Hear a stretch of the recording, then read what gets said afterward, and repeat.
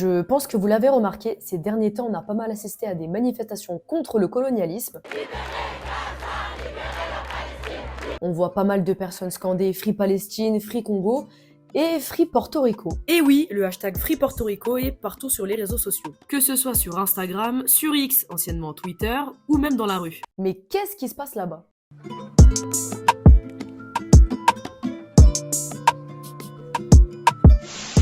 Je suis aussi sûre que vous, comme moi, on avait une image un peu paradisiaque de cette île et je suis même prête à parier que vous ne saviez pas que c'était un territoire américain. Bon, je pense qu'on va reprendre depuis le début, ça sera plus simple.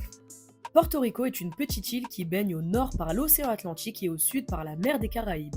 Le territoire est constitué de l'île de Porto Rico, proprement dite, ainsi que de plusieurs petites îles, dont Vieques et Culebra, formant les îles Vierges espagnoles et Isla Mona. Sa capitale est San Juan et le paysage est constitué de montagnes, de chutes d'eau et de la forêt tropicale d'El Yunque. Mais derrière ces allures de carte postale, la réalité a l'air d'être plus contrastée. Lorsque tu nais à Porto Rico, t'es américain. Since 1917, the Puerto Ricans do have the U.S. passport, so they cannot kick us away from the U.S. Pour comprendre pourquoi, il faut faire un bond dans le temps. Les États-Unis, avant 1898, savaient que Porto Rico était là. Ils étaient intéressés beaucoup plus par Cuba.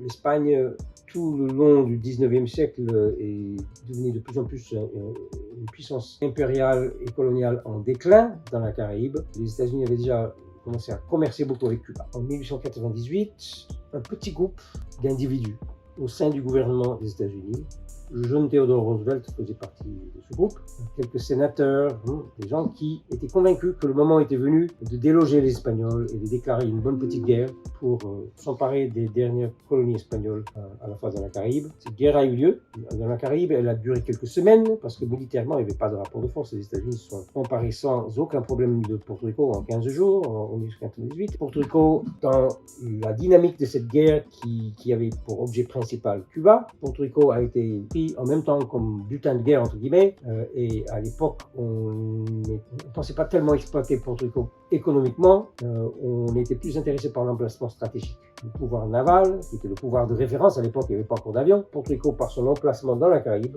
était intéressant à tenir. Rapidement, ma discussion avec cet étudiant portoricain prend une autre tournure lorsqu'il m'explique que, quand bien même il est américain, il n'a pas le droit de vote. No. I cannot vote for the president, and Puerto Rico has a resident commissioner on which we do vote.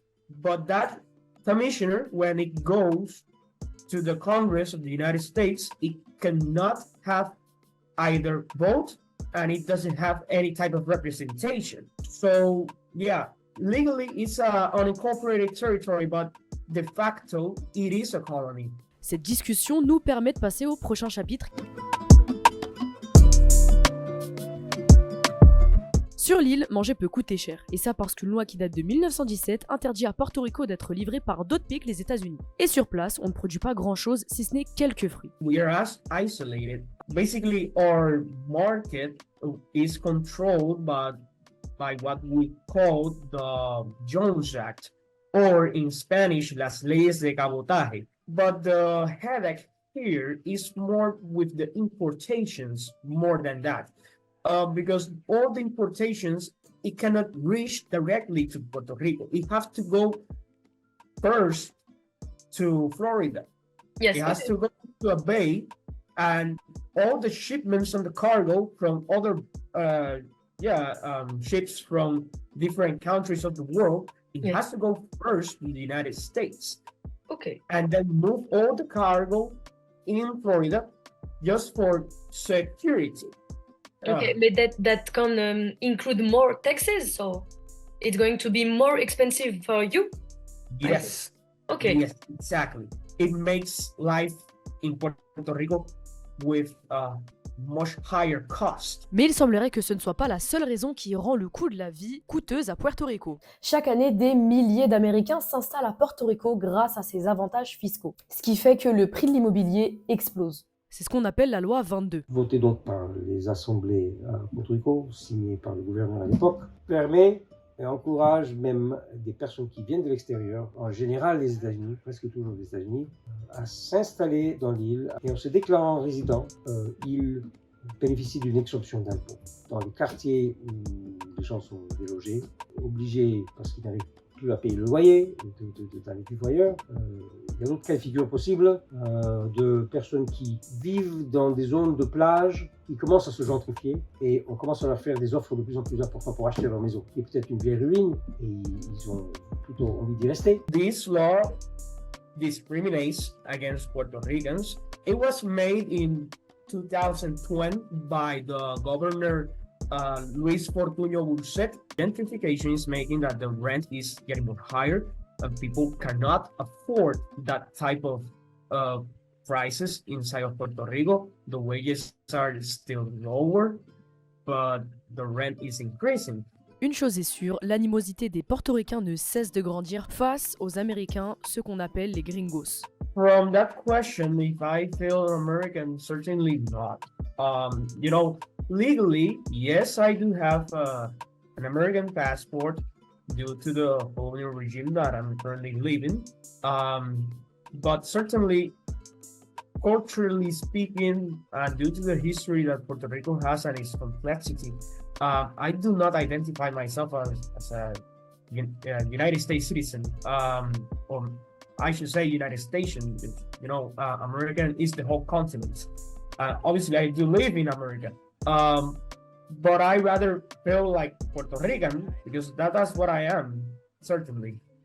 La question à se poser maintenant, c'est comment sortir de cette situation? I'm really young, but personally, I would put my small grain of sand to make Puerto Rico better. I'm gonna vote for the Puerto Rico Independence Party. I do identify with the Puerto Rican Independence Party, and it's the first time in history that probably we're gonna have a governor who supports the independence of Puerto Rico. Bon, là je pense qu'il y en a pas mal qui voient pas de quoi je parle, mais le 5 novembre prochain, il y a de nouvelles élections et pour une première fois, un parti qui soutient l'indépendance se présentera. Alors que le gouverneur sortant du New Progressive Party, Pedro Pierluisi, se présente pour un second mandat, quelque chose de très intéressant est en train de se passer. Le parti de l'indépendance portoricaine et le mouvement pour la victoire des citoyens ont formé une alliance électorale. Et on va le voir, ils connaissent une certaine popularité. En fonction des derniers sondages qui montrent qu'en 2024, il pourrait y avoir des surprises. Peut-être pas la grosse surprise de l'arrivée au pouvoir d'une coalition de gauche/indépendantiste, mais s'ils ne sont pas élus, ils vont être au moins en deuxième position. Et ils vont constituer une force politique plus conséquente qu'avant. Avec quel projet, avec quelle possibilité de s'aligner, de faire une vraie coalition. Ce qui est intéressant dans cette affaire, c'est que le mouvement a pour thèse que le plus urgent, le plus important pour les Portoricains aujourd'hui, c'est de lutter pour une amélioration de la vie économique, contre ces formes d'exploitation dont on a parlé, contre cette forme de gentrification dont on a parlé.